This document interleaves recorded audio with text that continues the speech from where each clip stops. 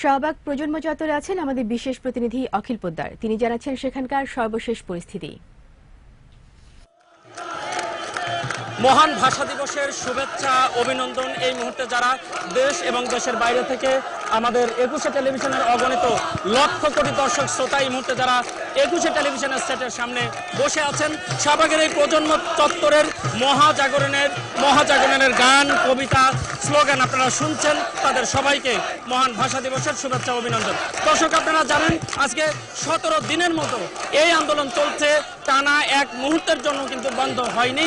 যে দাবিতে এই আন্দোলন চলছে তা হলো মুক্তিযুদ্ধের পক্ষের যারা শক্তি আছেন, মুক্তিযুদ্ধের পক্ষের যারা বাঙালি আছেন, তারা সবাই এইখানে এক হয়েছেন এবং তাদের একটাই দাবি, যুদ্ধ অপরাধীদের ফাঁসি চাই। আপনারা জানেন যে সেই 52 সালে আজকের দিনে কিন্তু এদেশের বাঙালিরা রক্তে রঞ্জিত হয়েছিল এবং রক্তের বিনিময়ে তারা কিন্তু ভাষা ছিনিয়ে এনেছিল।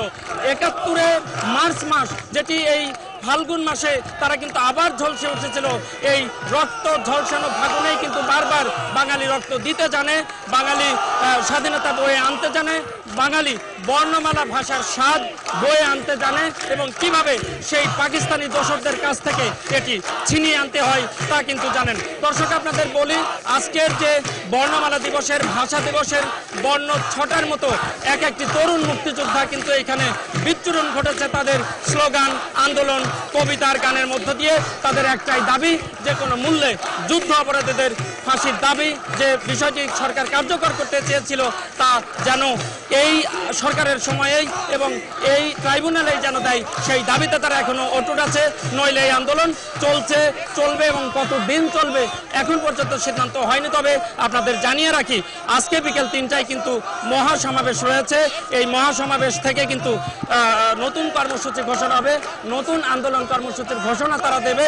যারা এই ব্লগার এইখানে আছেন তারা সেই আন্দোলনের সঙ্গে যারা সংহতি প্রকাশ করেছে সবার সঙ্গে আলোচনা করে কিন্তু তারা এই দাবির প্রেক্ষিতে সবার সঙ্গে আলোচনা করে কিন্তু তাদের পরবর্তী কর্মসূচি ঘোষণা দেবে। এখানে উপস্থিত হয়েছেন আমাদের কিছু প্রবাসী বাঙালি যারা সুদূর জার্মান থেকে এসেছেন। তাদের সঙ্গে কথা বলে জানবো যে কেন আসলে তারা এইখানে সংহতি জানাতে এসেছেন, তারা কতদিন থাকবেন এবং এই আন্দোলনের সঙ্গে আপনারা কিভাবে সংহতি জানাচ্ছেন। আমরা বিদেশ থেকে এসেছি আজকে সকালে। আমি আন্দোলনকে অত্যধিক পছন্দ করতেছি। সবাই সারা বাংলাদেশের সাথে আমি একমত, যারা রাজাকারদের ফাঁসি চাই। আমরা চাই এদেশে রাজাকার মুক্ত বাংলাদেশ। ধন্যবাদ।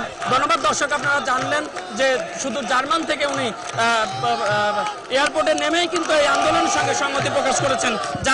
জার্মানের বার্লিন থেকে ছুটে এসেছেন আরেকজন বাঙালি। আপনি কেন আমি জার্মান প্রবাসী বাঙালিদের তরফ থেকে আপনাদেরকে শুভেচ্ছা জানাতে এসেছি।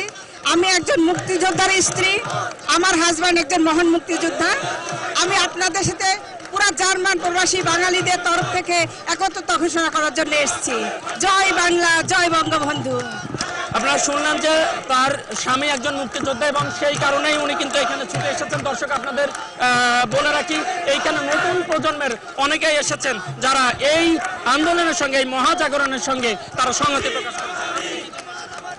আমি এসেছি রূপসী বাংলা হোটেল থেকে, শাসক শ্রমিকের পক্ষ থেকে আমরা এই শাহবাগের মঞ্চে একাত্মতা জানাতে এসেছি এবং কাদের মোল্লা সহ সকল রাজাকারের ফাঁসি চাচ্ছি। সেই সাথে আমাদের ঐতিহ্যবাহী হোটেল রূপসী বাংলার যারা ধ্বংসের জন্য পায়তারা করছে তাদের বিচার চাচ্ছি। দর্শক, আপনারা শুনলেন বিভিন্ন প্রজন্মের, বিভিন্ন বয়সের লোক, বিভিন্ন শ্রেণী পেশার মানুষ কিন্তু এখানে এসেছেন এবং সবার দাবি একটাই, দেশ, গঞ্জ, গ্রাম, এইখানে কিন্তু কোনো কুল সীমানা নির্ধারণ নাই।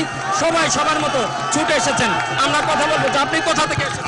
আমার পরিবারের থেকে 71 স্বাধীনতা যুদ্ধ রাজাকাররা 6 জন মেরে ফেলছে। আমি ফাঁসি চাই। আমি মানিকগঞ্জ থেকে আসছি ভাই। আমার পরিবারের 6 জনকে রাজাকাররা মেরে ফেলছে 71 স্বাধীনতা যুদ্ধে। আমি তাদের দৃষ্টান্ত শাস্তি এবং ফাঁসি চাই। এছাড়া ঘরে ফিরবো না আমি। দর্শক, আপনাদের জানিয়ে রাখি, বিভিন্ন স্তরের মানুষ, বিভিন্ন শ্রেণী পেশার মানুষ কিন্তু এখানে এসেছেন এবং তাদের কিন্তু একটি দাবি, তা হলো যুদ্ধ অপরাধীদের ফাঁসি চাই। আমরা এর পরবর্তীতে যদি কোনো কর্মসূচি আন্দোলনের থাকে, পরবর্তী নিউজে আমাদের একুশে টেলিভিশনের দর্শকদের আমরা অবশ্যই জানিয়ে দেব। দর্শক, আমরা ফিরে যাচ্ছি একুশে টেলিভিশনের মূল স্টুডিওতে। অখিল পোদ্দার।